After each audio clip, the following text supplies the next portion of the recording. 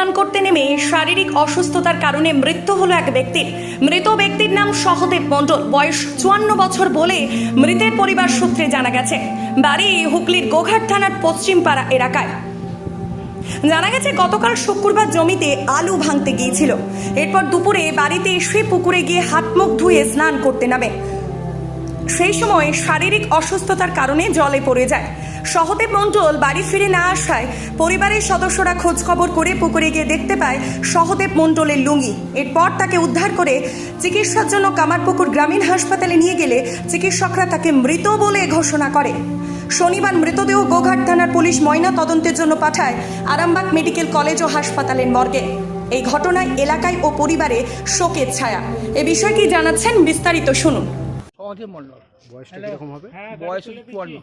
কি হয়েছিল ঘটনা? কালকে আলু ভাঙতে গেছিলো, দিয়ে কাল প্রচণ্ড রোদ ছিল। রোদে এসে 2:30টার সময় বাড়ি এসে কেমন করছে বলে পুকুরে আমরা মুখ হাত ধুতে গেছে, গিয়ে বলছি চানটা করিলি, চানটা করতে পারো, জলে নেমে গেল, মাথাটা কীরকম স্ট্রোকের মতন হয়ে গেছে, মারা গেল। সমস্যা মানে জলে ডুবেই মারা গেছে? হ্যাঁ, জলে ডুবে। তারপর না ওনার স্ত্রী যে দেখছে খুঁজে পায় না, তারপরে যে খুললো আর লুঙ্গিটা ভেসে উঠেছিল, ভেসে যাওয়ার পর তারপর তুলে দেখালো তখন সে কটার সময় করে হয়েছিল ঘটনাটা?